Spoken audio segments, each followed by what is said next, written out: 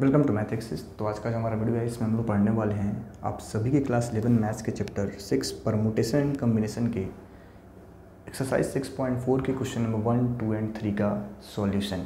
Question number 1 में हमें दिया है कि if NC8 equals to NC2 find the value of NC2।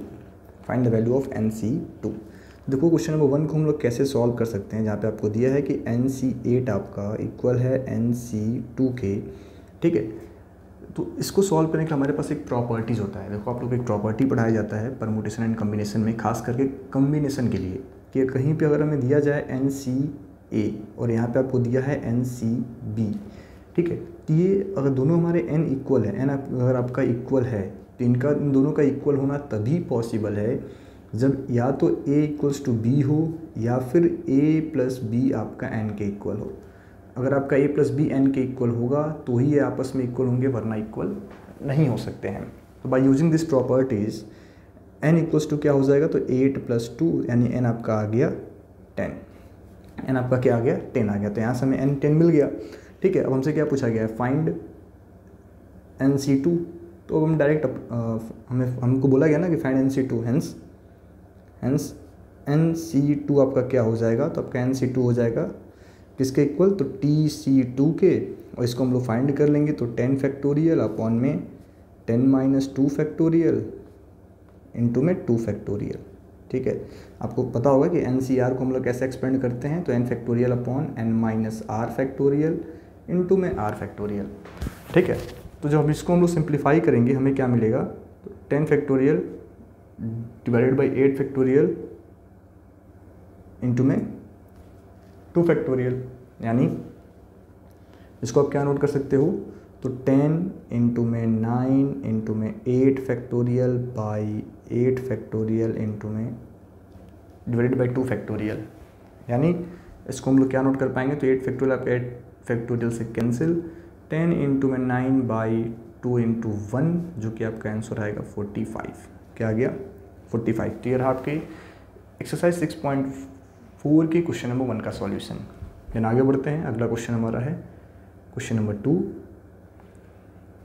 जो क्वेश्चन नंबर 2 में आपको क्या दिया गया कि determine n if NC3 ratio NC2 equals to 12:1। तो आपको क्या फाइंड करना है, n की वैल्यू फाइंड करनी है कि आखिर n क्या होगा। ठीक है, तो आओ हम लोग पहला क्वेश्चन सॉल्व करते हैं, जहाँ हमें दिया है 2NC3 ratio NC3 equals to में 12:1। तो हम लोग पहला आखिर सॉल्व करते हैं कैसे ये होगा। ठीक है, तो देखो यहाँ पे हम लोग क्या कर पाएंगे कि हमें सिंपली दे रखा है 2NC3 अपॉन में NC3 इक्वल्स टू में 12/1। ठीक है, तो अगर इसको हम लोग सिंप्लीफाई करते हैं तो पहले तो हम दोनों को एक्सपेंड करेंगे, तो हमें मिलेगा 2n फैक्टोरियल अपॉन में 2n - 3 फैक्टोरियल इंटू में 3 factorial by n factorial upon में n - 3 factorial by 3 factorial equals to में हमें क्या दे रखा है, तो 12/1। ये हमें गिवन है, ये तो हमें गिवन है। ठीक है, तो यहाँ तक लिखने के बाद से अब हमें करना क्या होगा कि अब हम लोग थोड़ा सा इसको सिंप्लीफाई कर रहे होंगे। पहले देखो, पहले तो आप क्या कर सकते हो कि 3 फैक्टोरियल को हम लोग कट कर सकते हैं, दोनों हमारे सेम हैं। अब हमारे पास जो टर्म्स बचे हैं ये आपका 2n फैक्टोरियल है, तो इसको मैं लिख सकता हूँ 2n - 1, 2n - 2 और 2n - 3। यहाँ तक मैंने एक्सपेंड किया, क्यों किया है, जब तक हमें ये डिनोमिनेटर वाला पार्ट ना मिल जाए। तो हमें मिल गया 2n - 3 फैक्टोरियल। अब होल अपॉन में आपके पास क्या है, तो ये n फैक्टोरियल है और यहाँ बचा है n - 3 फैक्टोरियल। तो इसको भी हम लोग एक्सपेंड करेंगे, तो n इंटू में n - 1, n - 2 इंटू में n - 3 अपॉन में n - 3 फैक्टोरियल। यहाँ पे आपका n - 3 फैक्टोरियल है। ठीक है, इक्वल्स टू में आपके पास क्या है, तो 12/1 है। तो देखो ये आपका अगर देखा जाए तो दोनों का डिनोमिनेटर कैंसिल हो चुका है, दोनों का डिनोमिनेटर क्या हो गया, कैंसिल हो चुका है। अब हमारे पास क्या बचा है, अगर आप ध्यान से देखेंगे तो आपके पास क्या बचा है, इसको थोड़ा सा मैं नोट डाउन करता हूँ, यहाँ पे हम लोग बगल में नोट डाउन करते हैं ना, सही रहेगा।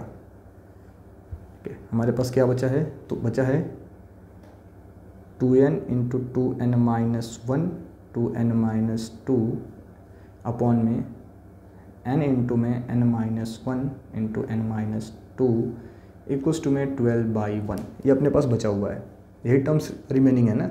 तो ध्यान से देखेंगे तो n से हमारा n कैंसिल हो गया, n से हमारा n क्या हो गया, कैंसिल आउट हो गया। अब हम लोग क्या कर सकते हैं, अगर देखा जाए तो हमारे पास क्या बचा, 2n-1 बचा, और यहाँ पे आपके पास है 2n-2। तो अगर मैं यहाँ पे 2 कॉमन कर लूँ, इंटू में 2 बचा है, 2 मैं कॉमन कर लूँ तो हमें क्या मिलेगा, n-1। अपने पास डिनोमिनेटर में है n-1 इंटू n-2। देखो अगेन आपका ये इससे कैंसिल आउट हो गया। और आपके पास क्या बचा, तो 2 2 4 इंटू में 2n-1 अपॉन में n-2 किसके इक्वल है, तो 12/1 के इक्वल है। अब हम लोग सिंपली करते हैं क्रॉस मल्टीप्लाई। क्या करते हैं, सिंपली क्रॉस मल्टीप्लाई। तो 4 2 8 n-8 इक्वल्स टू में 12 टाइम्स n-2 हो जाएगा। तो 8 4 1 4 होगा, ये आपका होगा -4 इक्वल्स टू में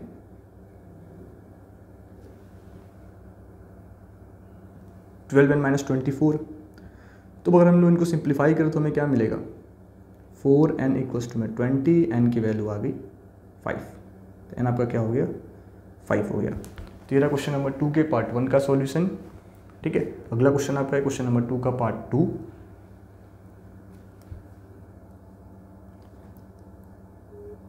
क्वेश्चन नंबर 2 का पार्ट सेकंड।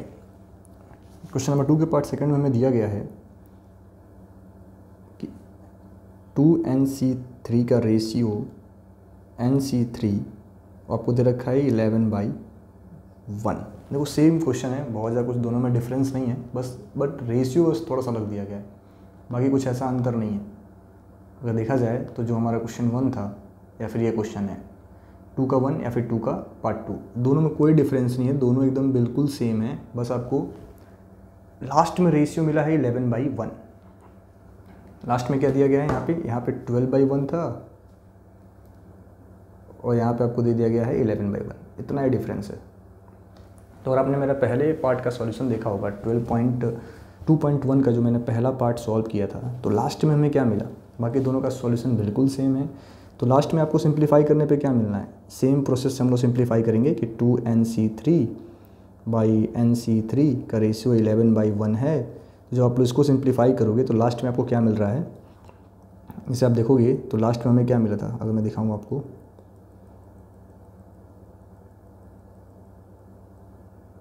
तो लास्ट में हमें क्या मिला था, ये वाला जो पार्ट है ना, ये दोनों में बिल्कुल सेम होगा, चाहे क्वेश्चन 1 करो चाहे क्वेश्चन 2 करो आप, ये पार्ट एकदम बिल्कुल सेम आने वाला है।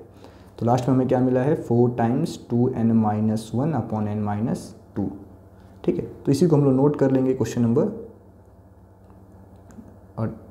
2 के पार्ट 2 में, कि क्वेश्चन नंबर 2 का जो पार्ट 2 आपका है 2nc3 अपॉन nc3 आपको दे रखा है 11/1। तो लास्ट वाला पार्ट हमारा बिल्कुल सेम आने वाला है दोनों का। तो हमें क्या मिलना है, 4 times 2n-1 upon n-2 equals to 11/1। Cross multiply कर लेंगे तो 8n-4 11n-22, यानी 4 + 22 हमें मिल जाएगा 11n-8n, यानी आपको मिला यहाँ पे 18 इक्वल्स टू में 3n। तो n की वैल्यू आ गई 6, n क्या आ गया आपका 6 आ गया। तो ये रहा क्वेश्चन नंबर 2 के पार्ट 2 का सॉल्यूशन। अगला क्वेश्चन है हमारा क्वेश्चन नंबर 3।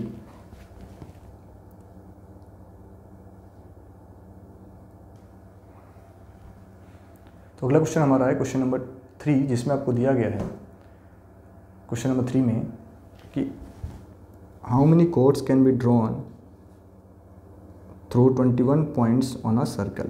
यानी हमें एक सर्कल अगर दिया जाए, एक मानो हमें सर्कल दिया है और इस सर्कल पे 21 पॉइंट्स बनाए गए हैं, इस तरीके से 21 पॉइंट्स बनाए गए हैं। तो हमसे पूछा जा रहा है कि हम कितने नंबर ऑफ़ कॉर्ड्स बना सकते हैं। ये आपसे क्वेश्चन पूछा गया है कि how many chords can be drawn through 21 points on a circle. तो देखो कॉर्ड बनाने के लिए हमें क्या चाहिए कि किसी भी 2 पॉइंट को हमें ज्वाइन करना होगा। मानो इसको हमने इससे ज्वाइन कर दिया, फिर मान लो इसी पॉइंट से हमने इसको ज्वाइन किया, तो हमें क्या मिलेगा, एक कॉर्ड मिलेगा। ठीक है, तो 21 पॉइंट्स हैं और 2 पॉइंट्स को कंबाइन करके हमारे पास एक कॉर्ड मिलता है। तो टोटल नंबर ऑफ पॉइंट्स कितने हैं अगर देखा जाए तो, ठीक है, टोटल नंबर ऑफ पॉइंट्स कितने हैं, टोटल नंबर ऑफ पॉइंट्स आप अगर ध्यान से देखेंगे तो टोटल नंबर ऑफ पॉइंट्स आपके पास हैं 21, ठीक है। And chord can be drawn by joining 2 points, by joining any 2 points, यानी अगर कहा जाए तो अब देखेंगे तो एक कॉर्ड को ड्रॉ करने के लिए आपके पास, मानो आपने इस पॉइंट को सेलेक्ट किया और इस पॉइंट पे हमने पॉइंट ए लिया, तो पॉइंट बी को ड्रॉ करने के लिए हमारे पास टोटल 20 ऑप्शन है इस पॉइंट को छोड़ के। यानी अगर देखेंगे तो n की वैल्यू यहाँ पे आपके पास 21 है और r की वैल्यू क्या है, 2 है। यानी एक कॉर्ड को ड्रॉ करने के लिए हमारे पास r 2 है, 2 पॉइंट की रिक्वायरमेंट है, ठीक है।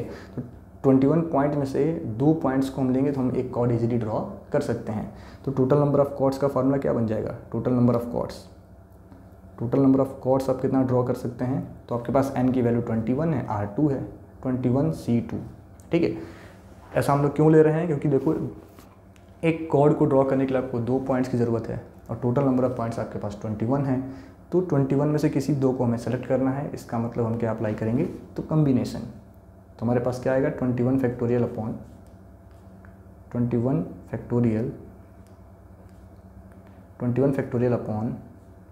21 minus 2 factorial divided by 2 factorial. यानी आपको क्या मिलेगा, 21 फैक्टोरियल अपॉन में 19 फैक्टोरियल इंटू में 2 फैक्टोरियल। यानी अगर इसको हम सिंप्लीफाई करते हैं तो 21 into 20 into 19 factorial divided by 19 factorial into 2 factorial. तो 19 से हमारा 19 कैंसिल हो गया, तो हमें क्या मिला, 21 इंटू 20 बाई 2 इंटू 1, जो कि आपका आता है 210।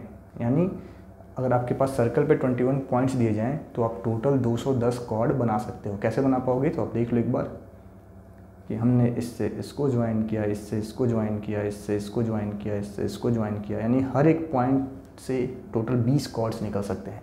तो आशा करते हैं वीडियो आपको अच्छा लगा होगा। मिलते हैं नेक्स्ट वीडियो में जिसमें आपको क्वेश्चन नंबर 4, 5 एंड 6 का सॉल्यूशन बताया जाएगा। Thank you.